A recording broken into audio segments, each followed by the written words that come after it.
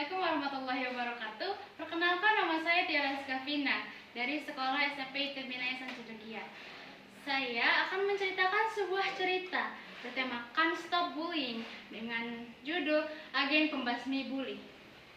Di suatu hari yang damai, di sebuah organisasi kecil bernama Organisasi Pembasmi Bully, Vina, salah satu anggota organisasi tersebut, mendapatkan misi baru, yaitu memberantas para pembuli yang ada di sekolah Jaya Maju. SMP Jaya Maju adalah sekolah elit, di mana para orang jenius ada di sana. Sangat sulit untuk bisa masuk ke sekolah itu, dan Vina tidak menyangka bahwa ada kasus pembulian di sekolah elit itu. Keesokan harinya, Vina pindah ke sekolah itu. Tidak salah jika orang-orang bilang bahwa sekolah ini adalah sekolah elit, karena fasilitasnya bukan main-main. Saking mewahnya, Vina tidak henti-hentinya bercak kagum melihat fasilitas yang ada di sekolah ini. Tetapi, kekagumannya itu tidak berlangsung lama, karena tepat di depan matanya ia melihat kasus pembulian yang dilaporkan ke organisasinya. "Hei anak miskin, ngapain kamu masih ada di sini? Kamu itu nggak berhak ada di sini. Harusnya kamu ke tempat sampah aja sana. Bantuin ibumu menungin sampah." Ucap salah satu seorang anak perempuan dengan dandanan yang menor, yang Vina duga adalah ketua geng pembuli. "Iya tuh betul. Harusnya kamu ke tempat sampah aja sana. Itu kan habitatmu." Salah satu dari mereka ikut memaki-maki anak perempuan tersebut. Vina merasa aneh karena tidak ada seorang pun yang berani untuk membantu anak perempuan itu. "Kak, bukan itu termasuk pembulian ya? Kok nggak ada yang bantuin dia sih?" tanya Vina kepada seorang kakak kelas yang sedang mengantarnya ke kelas. "Oh itu, udah kamu gak usah pikirin. Mereka itu cuma bercanda. Kamu kalau nggak mau jadi kayak dia, jangan sekali-kali ikut campur. Dan juga jangan sekali-kali kamu laporin hal itu ke guru, karena itu nggak akan ngasih pengaruh apapun dan hanya akan memperparah suasana di sekolah," ucap sang kakak kelas.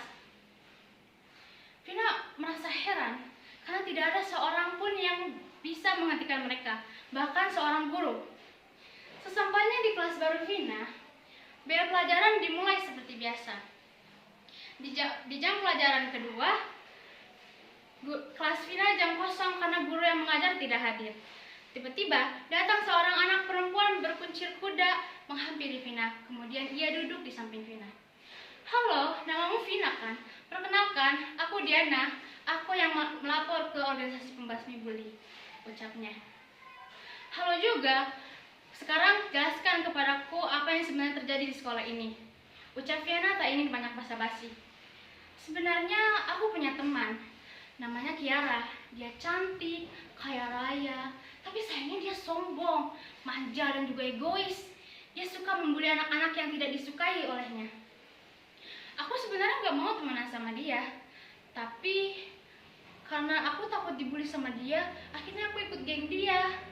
Aku udah berkali-kali cobain ngentiin dia, tetapi nggak ngasih pengaruh apapun dan malah memperburuk suasana." Penjelasan panjang Diana dijawab dahaman oleh Vina. "Jadi begitu.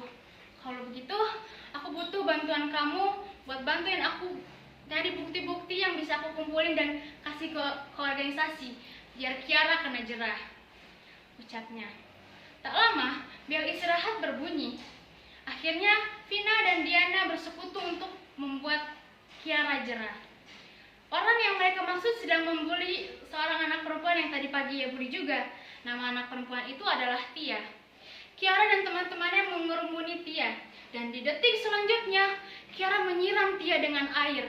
Vina yang melihatnya langsung mencegah ke perbuatan Kiara. "Siapa kamu? Kenapa kamu ganggu aku?" ucap Kiara merasa terganggu oleh perbuatan Vina. Namaku Vina. Aku murid baru di sini sekaligus temannya Vina, temannya Tia." "Hah? Temannya Tia? Sejak kapan sih Tia punya teman?" "Sejak aku pindah ke sekolah ini." "Apa-apaan itu? Sekarang kamu minggir karena aku nggak mau diganggu." "Harusnya aku yang bilang begitu.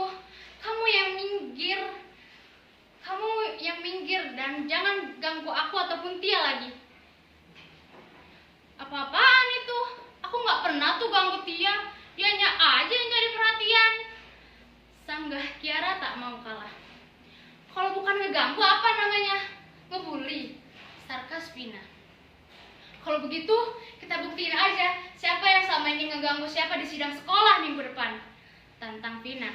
Ia berkata seperti itu karena ia yakin bahwa ia dapat memenangkan sidang tersebut. Oke, kalau begitu siapa takut? Kiara pun menyetujui diadakannya sidang tersebut. Setelah kejadian di istirahat kemarin, Vina dan Diana langsung mencari bukti-bukti yang harus mereka kumpulkan untuk sidang. Mereka bertanya kepada seluruh murid di SMP Jaya Maju tentang kasus pembulian ini. Dan selama seminggu terakhir ini juga, Vina, Diana, dan Tia menjadi semakin dekat. Dan akhirnya, Tia merasa tenang karena ia tidak lagi dibully oleh Kiara dan teman-temannya. Beberapa hari berlalu, dan hari ini sidang dimulai. Dengan bukti yang sudah lengkap, para anggota OSIS, guru-guru, beberapa murid yang menyaksikan ikut hadir di sidang kali ini. Sidang dimulai dengan pernyataan bahwa Kiara sudah beberapa bulan ini membuli Tia, dan kemudian disusul dengan menampilkan bukti-bukti yang sudah dikumpulkan oleh Vina. Di sini tertulis bahwa pada tanggal 20 bulan 5 terjadi kasus serupa, tetapi tidak langsung ditindak. Mengapa hal ini bisa terjadi? Tanya guru BK yang menjadi hakim di sidang kali ini. Itu karena pihak Kiara sudah menutup mulut murid para guru dengan uang. Terjadi penyuapan di sini, jawab Vina dengan berani. Apa-apaan itu? Mana mungkin aku berani menyuap murid dan guru hanya untuk hal semacam itu? Itu fitnah, jawab Kiara dengan emosi. Pertanyaan selanjutnya untuk Kiara. Apa alasan kamu melakukan pembulian ini? Tanya guru BK. Apa-apaan sih? Kan aku udah bilang, aku tuh gak pernah ngebully dia.